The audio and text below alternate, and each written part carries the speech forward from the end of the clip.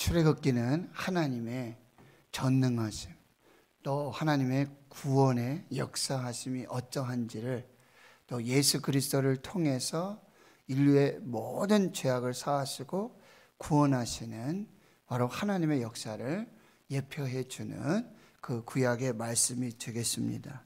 출애굽기는 창세기와 연결되어져서 이제 요셉의 이야기, 또 야곱의 가족들이 애굽에 가서 정착하게 되고, 그 애굽의 가족이 200만 명, 장정만 60만 명이 되는 아주 큰 민족으로, 나라로 이렇게 장성하게 되어지는 과정 속에서 이제 요셉을 알지 못하는 새 왕이 나타나게 되어집니다.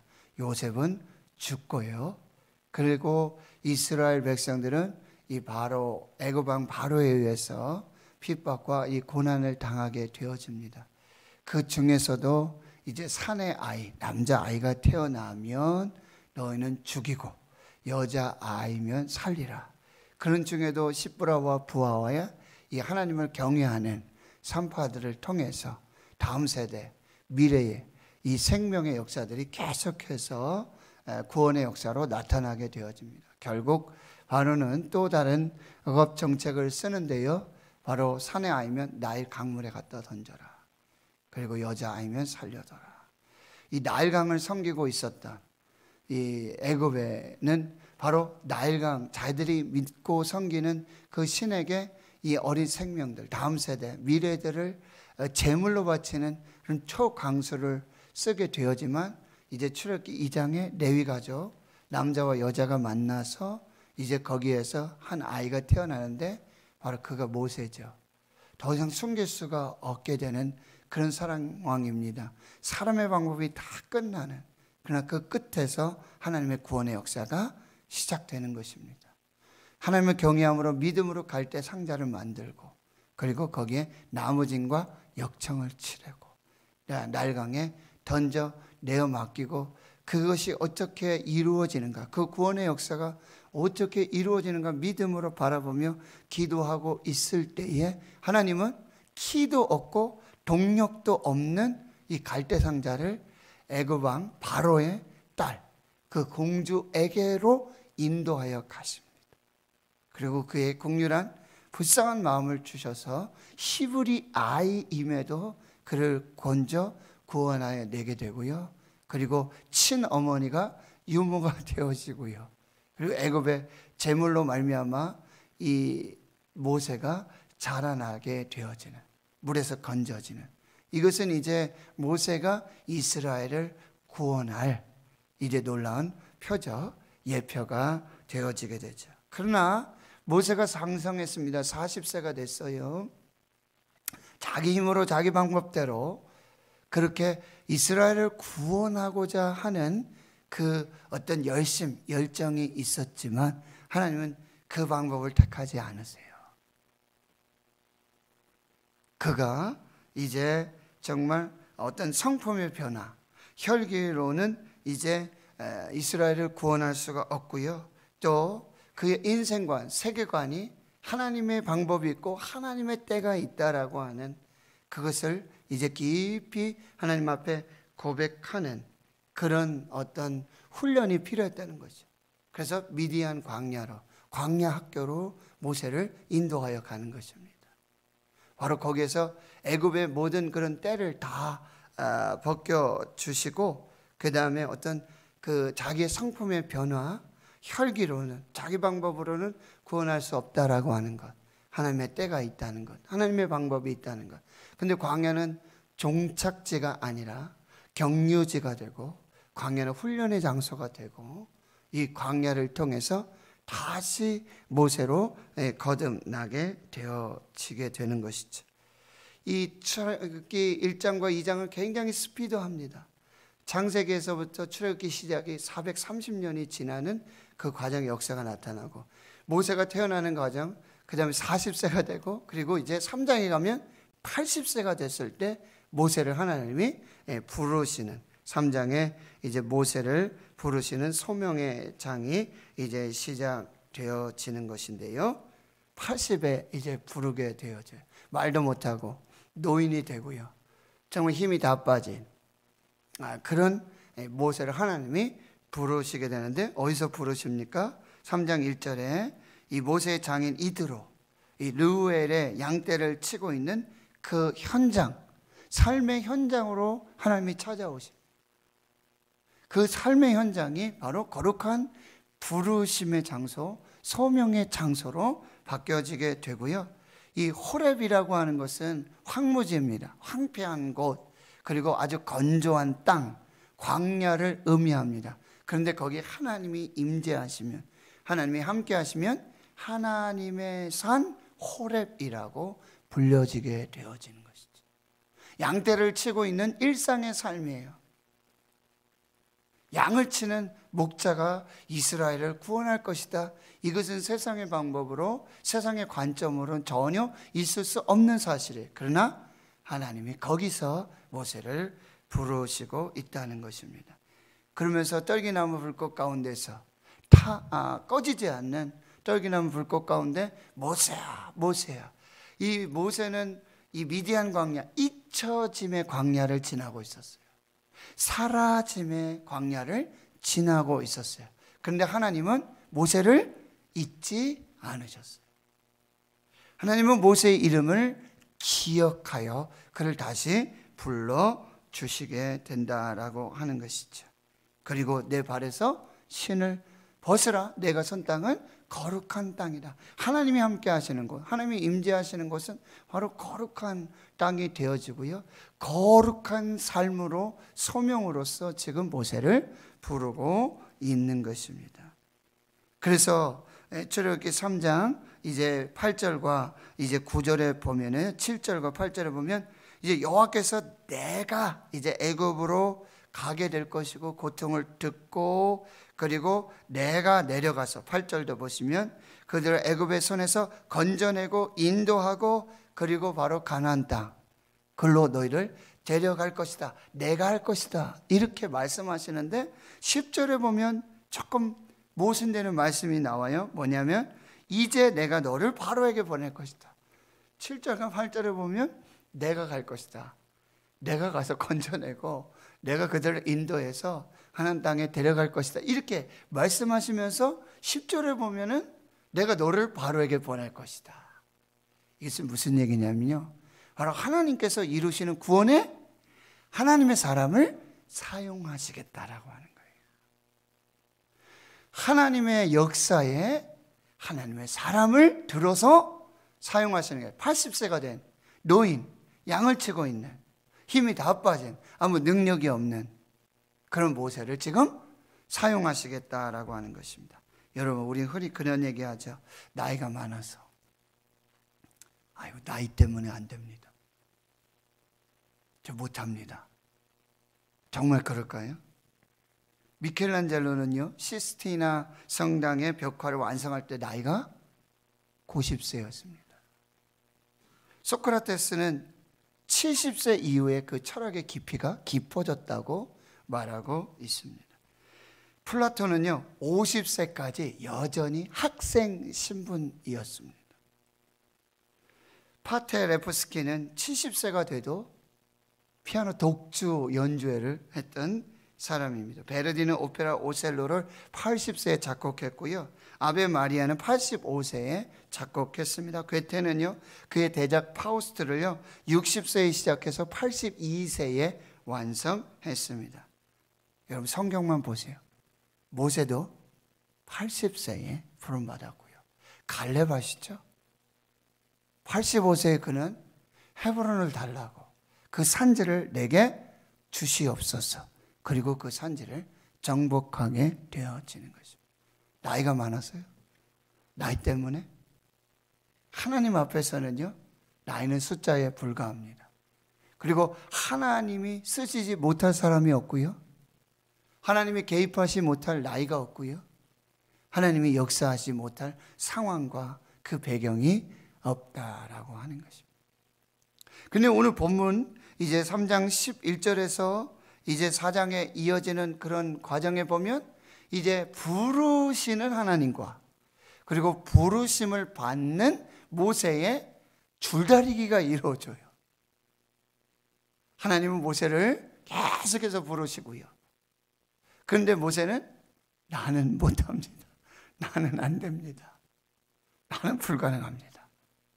라고 계속해서, 근데 그런 것이 5가지, 하나님 5번을 부르시고 모세는 5번을 거절하는, 결국 이제 그런 이야기가 시작되는데, 11절에 첫 번째 이 하나님의 소명에 대한 모세의 변명, 첫 번째는 뭐냐?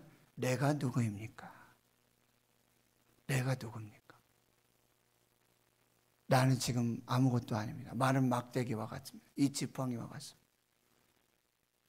나는 안 됩니다 라는 얘기예요. 그런데 하나님이 뭐라고 말씀하세요?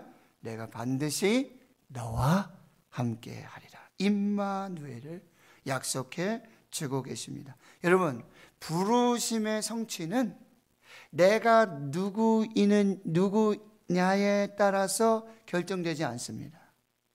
내가 나이가 많고, 내가 재능이 없고, 내가 무능력하고, 내가 아무것도 아니다, 이것이 부르심의 성취의 자격이나 조건이 되지 않습니다. 무엇입니까? 하나님이 함께 하시느냐 하시지 않느냐. 하나님이 함께 하시면 모든 것이 가능합니다. 두 번째 변명을 합니다. 13절 이렇게 말하죠. 모세가 하나님께, 하나님, 내가 이스라엘 자손에 가서 나를 너에게 하나님 보내셨다라고 하면 그들이 분명히 물을 것입니다. 그 너를 불러준, 너를 보낸 하나님의 이름이 뭐냐?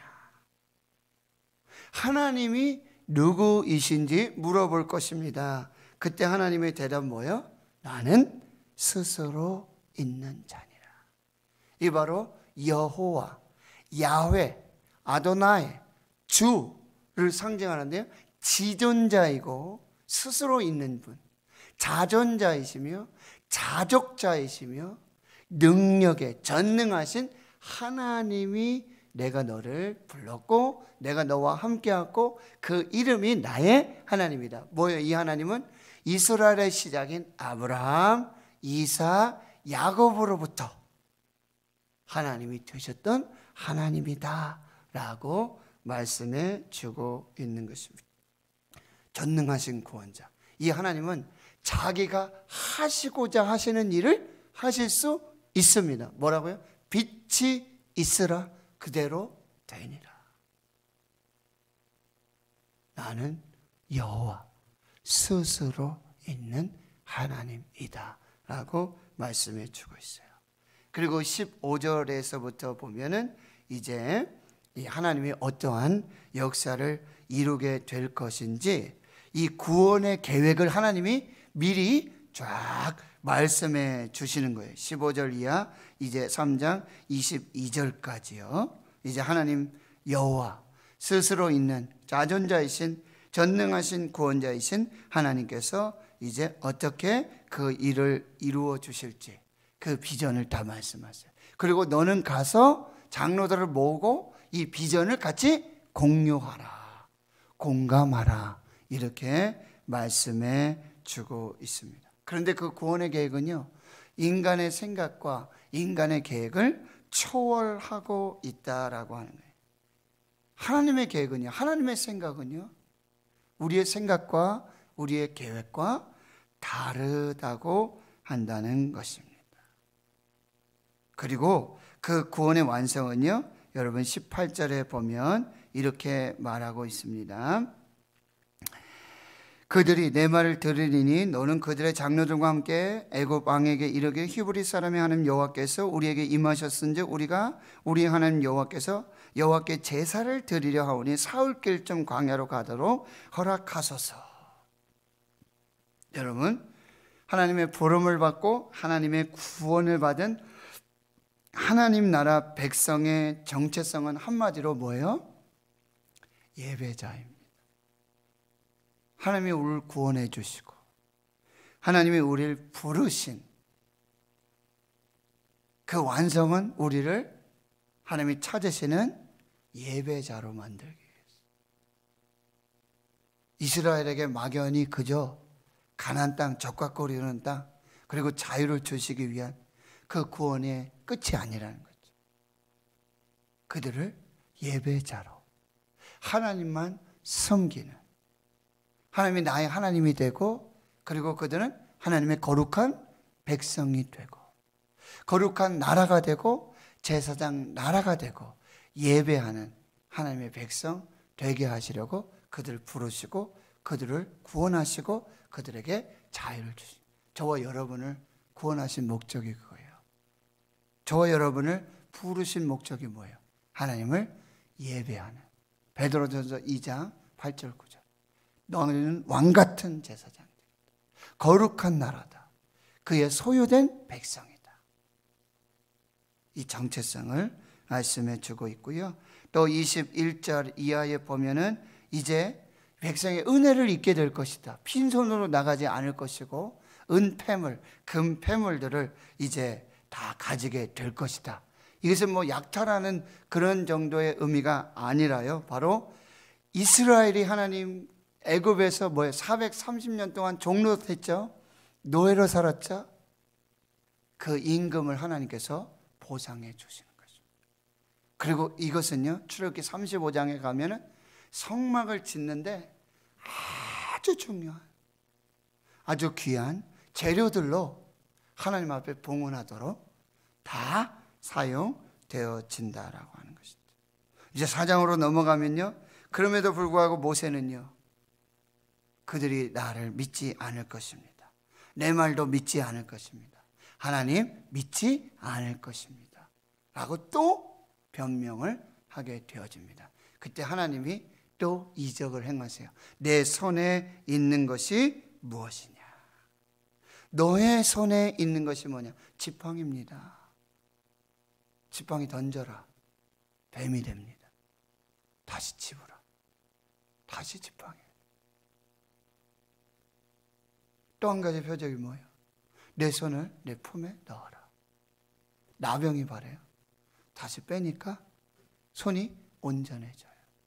또 한 가지 표적은요, 이제 나일 강물을 떠서 던져라. 그게 피가 될 것이다. 이 무슨 얘기입니까? 하나님은 전능하시다. 하나님은 전능하시다. 그리고 너는 죄인이다. 그리고 하나님은 생명의 주관자가 되신다. 뭐요? 하나님을 믿으라 라고 말씀하고 있는 것입니다. 하나님 성도 여러분, 오늘 우리에게 이렇게 질문하세요. 나 못합니다. 하나님 아무것도 못합니다. 코로나 팬데믹 아무것도 못합니다. 내 나이가 얼마인데요? 지금 상태가 불가능합니다. 아무것도 못합니다. 말씀하십니다. 나는 스스로 있는 자니라. 내가 하면 된다. 내가 열면 열린다. 내가 풀면 풀린다. 내가 치유하면 된다. 나는 여호와 너의 하나님이다. 또 물으세요. 내 손에 있는 것이 뭐냐?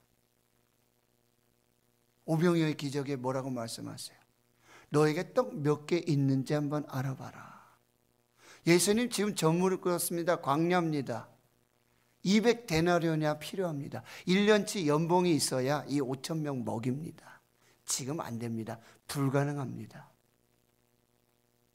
너에게 떡 몇 개 있는지 가서 알아봐라. 그리고 너희가 먹을 것을 줘라.